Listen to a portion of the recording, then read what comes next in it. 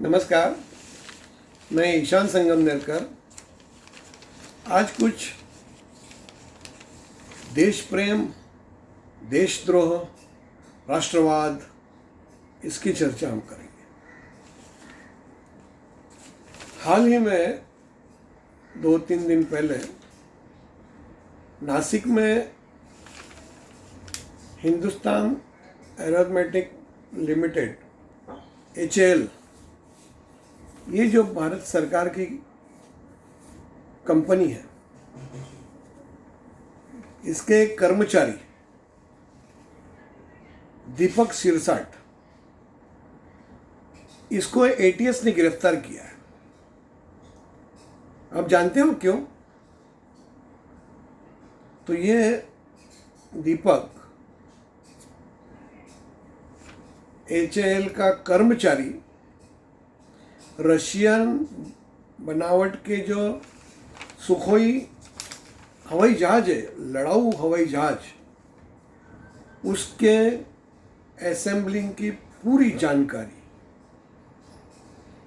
पाकिस्तान को ISI through दे रहा था और उसको हनी ट्रैप में भी फंसाया गया था। ये सब चर्चा क्यों? ये मैं क्यों बता रहा हूँ?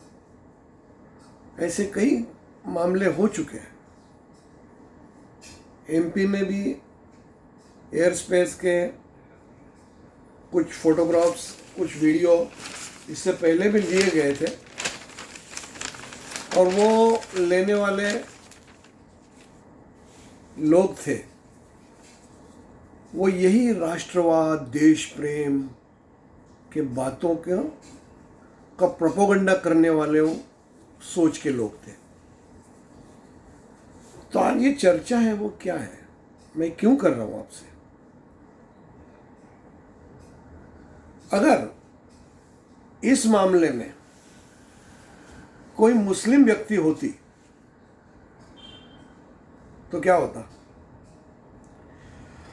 तुरंत वो मुजाहिदीन, गद्दार, स्लीपर सेल, देशद्रोही, पाकिस्तान भेज दो, फांसी चढ़ा दो, ये सब बातें हो जाती थी। और सब मीडिया में, मीडिया जो है ना, मेन चैनल, उसमें उसकी ऐसी उठापटक बातें करते थे और जो एंकर है पूरे जोश में उसकी बातें करके हमारा पूरा संतुलन खो देते थे। उसका कनेक्शन डायरेक्ट पाकिस्तान के ISI से करवाने में इनको कुछ टाइम नहीं लगता था। इनके मनगढ़ंत कहानियों का एक बहुत बड़ा प्रोपोगंडा होता था, एक कहानी बनती थी और अब तक के कम से कम 25-30 लोगों को, फैमिलियों को उन जेल में ठोस दिया होता था और उनकी इंक्वायरी चालू कर दी होती थी। और सारे देश में मुसलमान यानी गद्दार, मुसलमान यानी देशद्रोही, इस तरह की बातें शुरू हो जाती थी। मुझे बताइए, अब ये जो दीपक सिरसाट है, ये हिंदू है। ये हिंदू होने के बावजूद ये पाकिस्तान को सुखोई के असेंबलिंग की जानकारी क्यों देता था? चंद पैसों के लिए ही ना। हनी ट्रैप यानी कुछ लेडीज की लालच, कुछ सेक्स के लिए अपील होगा उसका, ऐसी कुछ बातें हुई होगी। ये सब व्हाट्सएप से वो दे रहा था मालूमात। अब बताइए, अगर चंद पैसों में बिकने वाले हमारे देश प्रेमी, राष्ट्रवादी लोग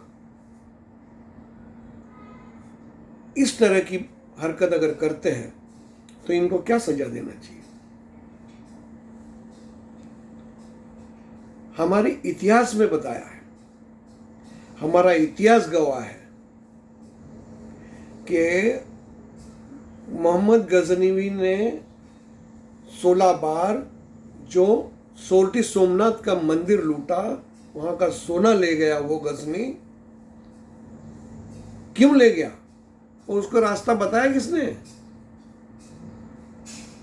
हमारे ही असंतुष्ट लोगों ने उसको रास्ता बताया।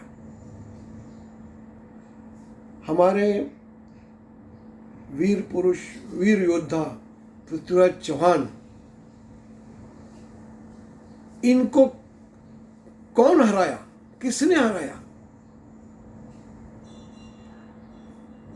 आपसी राज की जो मुश्किलें होती थी, असंतुष्टता होती थी, और फिर राजा के खिलाफ खुफिया जानकारी, राजा की जो कमियां हैं सैनिक की या सामाजिक स्तर पर, वो पूरी जानकारी दुश्मनों को देना और उनको पीछे के दरवाजे से बुलाकर खत्म करना।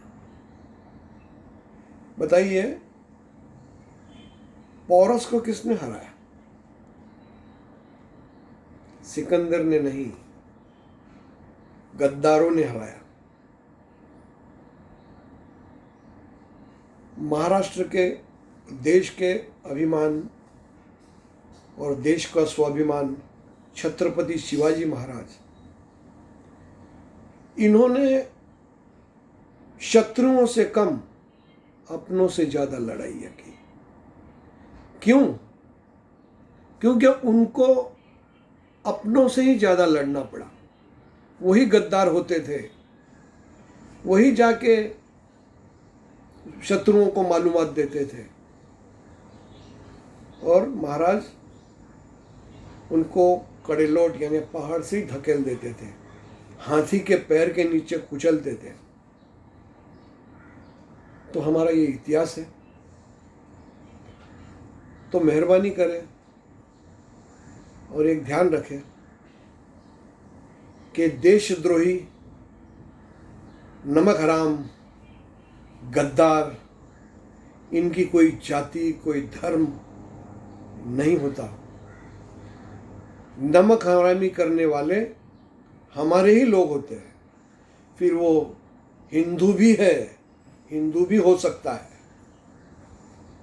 ये बात कड़वी है लेकिन सच है, इसे आपको मानना ही पड़ेगा, वरना आप ढोल मत बजाओ कि मुसलमान गद्दार, मुसलमान देशद्रोही, मुसलमान अतिरेकी, मुसलमान आतंकवादी, मुसलमान नमक हराम, उनको पाकिस्तान भेज दो। मेहरबानी करके ये प्रोपेगेंडा बंद करो और अपने देश पर प्रेम करो, और अपने देश से गद्दारी करने वाला कोई भी हो उसको माफ़ नहीं करना।